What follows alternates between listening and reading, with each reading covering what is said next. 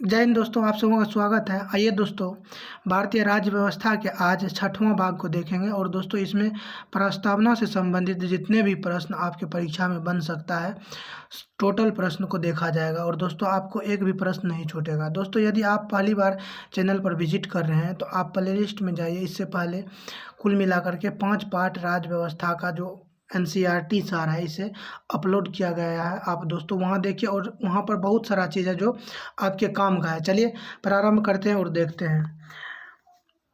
दोस्तों यहाँ प्रस्तावना, जो भारत की प्रस्तावना भारतीय संविधान की शुरू होती है वो होते हैं, हम भारत के लोग भारत को एक संपूर्ण प्रभुत्व संपन्न समाजवादी पंथ निरपेक्ष लोकतंत्रात्मक गणराज्य बनाने के लिए तथा उसके समस्त नागरिकों को, अब ध्यान दीजिएगा दोस्तों, समस्त नागरिकों को सामाजिक, आर्थिक, राजनीतिक न्याय। यहाँ दोस्तों समझिए कि भारतीय संविधान में तीन प्रकार के न्याय का उल्लेख किया गया है: सामाजिक, आर्थिक और राजनीतिक न्याय। नेक्स्ट है विचार, अभिव्यक्ति, विश्वास, धर्म और उपासना की स्वतंत्रता। दोस्तों 5 प्रकार की स्वतंत्रता दी गई है, 5 प्रकार की स्वतंत्रता, 3 प्रकार की न्याय। और दोस्तों आप लोग ध्यान रखिएगा कि न्याय जो है कौन कौन है, सामाजिक, आर्थिक और राजनीतिक न्याय है। और कभी आपसे पूछ लेगा निम्न से कौन सा स्वतंत्रता नहीं दिया गया है, तो वहाँ आपको विचार, अभिव्यक्ति, विश्वास ये तीनों देगा और वहाँ आर्थिक स्वतंत्रता दे देगा। तो दोस्तों वहाँ आर्थिक स्वतंत्रता नहीं है, आपको आर्थिक न्याय मिला है, सामाजिक न्याय मिला है, राजनीतिक न्याय मिला है। तो इन सब बात को आप ध्यान से समझिए। और अगला है प्रतिष्ठा और अवसर की समानता। 2 प्रकार की आपको समानता दी गई है, प्रतिष्ठा की और अवसर की समानता प्राप्त करने के लिए तथा उन सब में व्यक्ति की गरिमा और राष्ट्र की एकता और अखंडता सुनिश्चित करने वाली बंधुता को बढ़ाने के लिए। चलिए नेक्स्ट देखते हैं।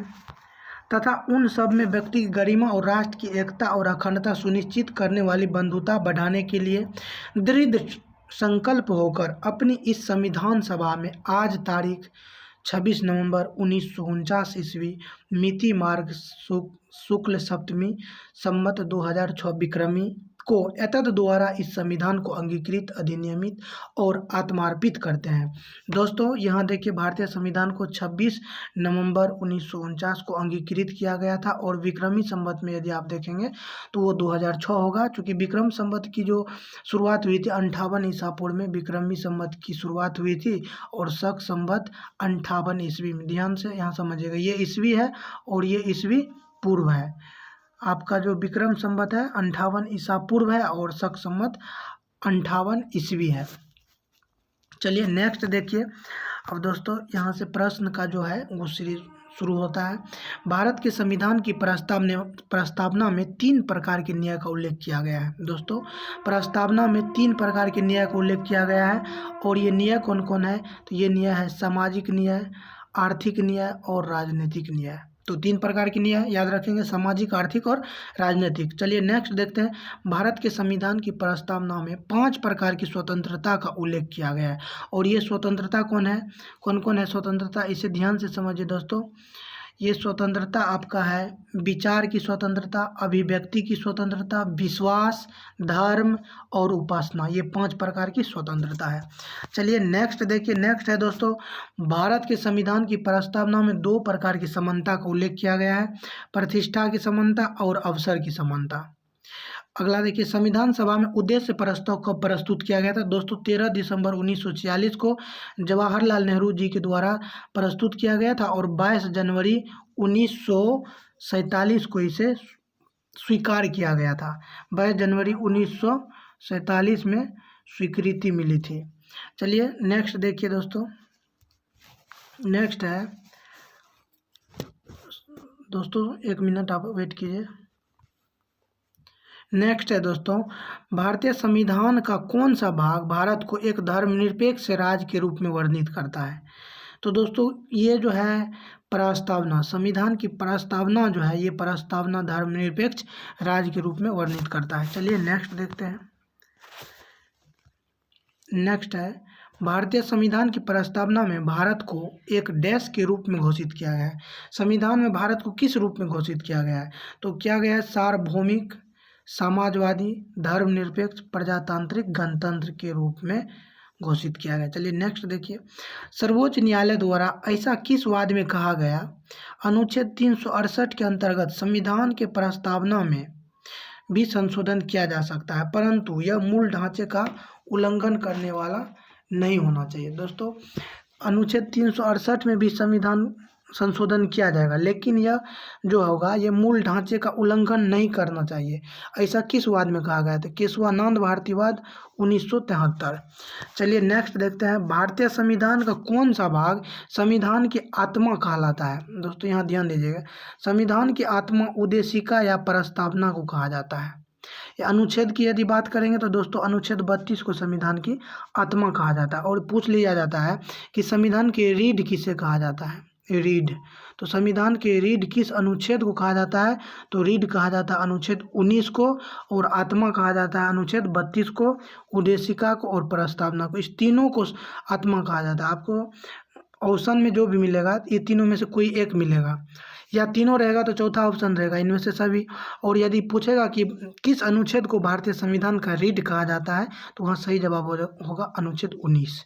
चलिए नेक्स्ट देखते हैं, कल्याणकारी राज्य का उद्देश्य क्या होता है। जो कल्याणकारी राज्य होता है उसका उद्देश्य क्या होता है, अधिकतम जनसंख्या के लिए अधिकतम कल्याण सुनिश्चित करना।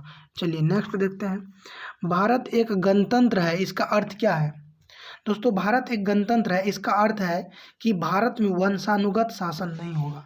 गणतंत्र का अर्थ होता है कि वंशानुगत, जैसे वंशानुगत का अर्थ आप लोग समझते होंगे कि जैसे कि कोई व्यक्ति बना तो अब अगला जो आएगा प्रधानमंत्री तो उन्हीं का पुत्र आएगा, फिर उनका पोता आएगा, तो ऐसा नहीं चलेगा। गणतंत्रात्मक व्यवस्था में ये वंशानुगत शासन नहीं होगी। चलिए नेक्स्ट देखते हैं, भारत के संदर्भ में धर्मनिरपेक्ष शब्द का सही भाव क्या है। तो दोस्तों धर्मनिरपेक्ष शब्द का सही भाव है कि भारत में राज्य का कोई धर्म नहीं है, राज्य स्तर पर जो है कोई भी धर्म नहीं है। चलिए अगला देखिए, उद्देशिका में सम्मिलित सामाजिक, आर्थिक व राजनीतिक न्याय के तत्व किससे संबंधित है। सामाजिक, आर्थिक और राजनीतिक न्याय, ये जो 3 प्रकार के न्याय है ये कहाँ से आया है, तो 1917 की रूसी क्रांति से आया है। चलिए नेक्स्ट देखते हैं, उच्चतम न्यायालय के किस वाद में यह धारणा प्रस्तुत की गई कि उद्देशिका संविधान का अभिन्न अंग है। दोस्तों किस वाद में ऐसा कहा गया कि उद्देशिका जो है संविधान का अभिन्न अंग है, मतलब इससे भिन्न नहीं हो सकता है। S.R. बोम्माई बनाम union of India, S.R. Bommai बनाम यूनियन ऑफ इंडिया। चलिए नेक्स्ट देखिए, सभी व्यक्ति पूर्णतः और समान रूप से मानव है, यह सिद्धांत जाना जाता है।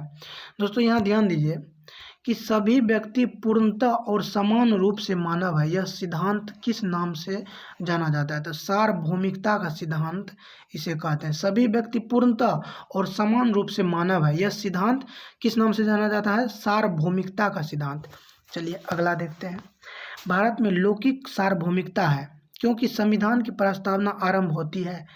यहाँ ध्यान दीजिएगा दोस्तों, भारत में लौकिक सार्वभौमिकता है क्योंकि लौकिक मतलब क्या, लोक मतलब जनता, ये तो ये सार्वभौमिकता है क्योंकि संविधान की प्रस्तावना प्रारंभ होती है हम भारत के लोग, we the people of India शब्दों से। चलिए अगला देखते हैं, लोक कल्याण शब्द भारत के संविधान की उद्देशिका में नहीं है, बल्कि यह किसका भाग है। लोक कल्याण भारत के संविधान की उद्देशिका में नहीं है, लेकिन यह राज्य के नीति निर्देशक तत्व का भाग है। चलिए नेक्स्ट देखते हैं, किस संविधान संशोधन के द्वारा भारतीय संविधान की उद्देशिका में संशोधन किया गया था। तो दोस्तों उद्देशिका में जो संशोधन किया गया था ये किया गया था 42वें संविधान संशोधन 1976 के द्वारा। चलिए नेक्स्ट देखते हैं, भारतीय संविधान की प्रस्तावना में जिन आदर्शों एवं उद्देश्यों की रूपरेखा दी गई है उनका विस्तार कहाँ है। भारतीय संविधान की प्रस्तावना में जिन आदर्शों एवं उद्देश्यों की रूपरेखा दी गई है उनका विस्तार कहाँ देखने को मिलता है, तो ये मिलता है मूल अधिकार में, राज्य के नीति निर्देशक सिद्धांत में एवं मौलिक कर्तव्य के अध्याय में ये देखने को मिलता है। चलिए नेक्स्ट देखिए, राज्य का सबसे महत्वपूर्ण तत्व क्या है। जो राज्य होता है इसका सबसे महत्वपूर्ण तत्व क्या होता है, तो ये होता है संप्रभुता। राज्य का सबसे महत्वपूर्ण तत्व है संप्रभुता। नेक्स्ट देखिए दोस्तों, समाजवादी, अखंडता तथा पंथ निरपेक्ष शब्द संविधान की प्रस्तावना में किस संशोधन द्वारा सम्मिलित किया गया। समाजवादी, अखंडता तथा पंथ निरपेक्ष। ये शब्द 42वें संविधान संशोधन 1976 के द्वारा जो ये उद्देशिका में एकमात्र संशोधन है, और इसे क्या कहते हैं, लघु संविधान भी कहते हैं 42वां संविधान संशोधन को। चलिए नेक्स्ट देखिए, उद्देशिका को राजनीतिक जन्मपत्री की संज्ञा किसने प्रदान की? उद्देशिका को राजनीतिक जन्मपत्री की संज्ञा, यानी राजनीतिक का जो जन्मपत्री होता है वो संज्ञा दिया, नाम दिया, तो ये के.एम. मुंशी के द्वारा दिया गया। दोस्तों यहाँ एक बात मैं आप लोगों को बता दूं, क्योंकि यहाँ बात आ गई है कि ये लघु संविधान की, तो लघु से एक बात याद आ गया कि लघु हड़प्पा किसे कहा जाता है? लघु हड़प्पा कहा जाता है मोहनजोदड़ो को, तो इसीलिए आपको लघु वाला बात था।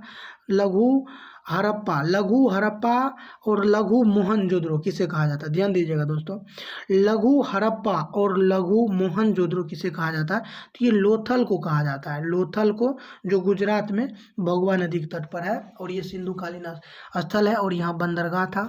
तो यहाँ समझ लीजिए ध्यान से दोस्तों कि लघु हड़प्पा और लघु मोहनजोदड़ो का कहा जाता है लोथल को। चलिए नेक्स्ट देखिए, प्रस्तावना संविधान का अंग नहीं है, उच्चतम न्यायालय ने यह मत किस वाद में व्यक्त किया? कहा कि प्रस्तावना संविधान का अंग नहीं है, उच्चतम न्यायालय यह किस मत में कहा था? तो बेरूबारी संघ मामले 1960। डायरेक्ट ऐसे पूछ लेगा कि बेरूबारी संघ कब आया था, तो 1960 में। चलिए नेक्स्ट देखते हैं। नेक्स्ट दोस्तों देखिए, किसके अनुसार संविधान की प्रस्तावना हमारे दीर्घकालिक सपनों का विचार है? किनका कथन था कि संविधान की प्रस्तावना हमारे दीर्घकालिक सपनों का विचार है? संविधान की जो प्रस्तावना है हमारे दीर्घकालिक सपनों का विचार है। सर अल्लादी कृष्णा स्वामी अय्यर। सर तो अल्लादी कृष्णा स्वामी अय्यर ने कहा कि संविधान की प्रस्तावना हमारे दीर्घकालिक सपनों का विचार है। तो याद रख लीजिएगा दोस्तों, कथन है कि संविधान की प्रस्तावना हमारे दीर्घकालिक सपनों का विचार है। तो ये किन्होंने कहा था? अल्लादी कृष्णा स्वामी अय्यर। चलिए नेक्स्ट देखिए, गोलकनाथ बनाम पंजाब राज्य के मामले में न्यायमूर्ति एम हिदायतुल्लाह ने उद्देशिका को संविधान की मूल आत्मा कहा था। गोलकनाथ बनाम पंजाब राज्य के मामले में न्यायमूर्ति एम हिदायतुल्लाह ने उद्देशिका को संविधान की मूल आत्मा कहा था। यहाँ कह दिया क्या? गोलकनाथ बनाम पंजाब राज्य में कहा कि उद्देशिका संविधान की मूल आत्मा है। यहाँ समझिए दोस्तों, गोलकनाथ बनाम पंजाब राज्य में कहा कि उद्देशिका मूल आत्मा है, लेकिन इससे पहले आप देख लीजिए 1960 में बेरूबारी में कहा कि मूल आत्मा नहीं है। तो उनको भी पता नहीं चल रहा था कि क्या किया जाए ना किया जाए, कभी बोलता था कि ये अंग है, कभी बोलता था अंग नहीं है। तो उद्देशिका को बेरूबारी में कहा कि ये अंग नहीं है, लेकिन फिर यहाँ गोलकनाथ बनाम में कहा कि अंग है। तो अगला देखिए दोस्तों, वर्तमान में संघ सूची में 100 विषय, राज्य सूची में 61 और समवर्ती सूची में कुल मिलाकर के 52 विषय है। दोस्तों आज ये 6वां पाठ था, और 6ठा पाठ को यहीं तक रहने देते हैं। आगे मैं फिर आप लोगों के लिए 7वां पाठ लेकर के आऊँगा। बस दोस्तों आप लोग हमारे साथ बने रहिए, आप वीडियो को ध्यान से देखिए एक बार, और दूसरी बार यदि आप मान लीजिए क्या कीजिए, मान लीजिए जब भी आप खाना बनाने के लिए बैठते हैं तब वीडियो को चला दीजिए और ध्यान से सुनिए, तो वहाँ आपका टाइमिंग देखिए, खाना भी बन गया, आप कुछ वहाँ सुन भी रहे हैं, तो आपको वो याद होता चला जाएगा। आपको तो रिवाइज ही करना है, आप कहीं ना कहीं पढ़ चुके हैं, बहुत कम ही प्रश्न ऐसा आएगा जो आप नहीं पढ़े हैं, बस आपको रिवाइज करना है। तो आप खाना भी बना रहे हैं, चला दीजिए, आप सुनते रहिए, वहाँ ध्यान दीजिए।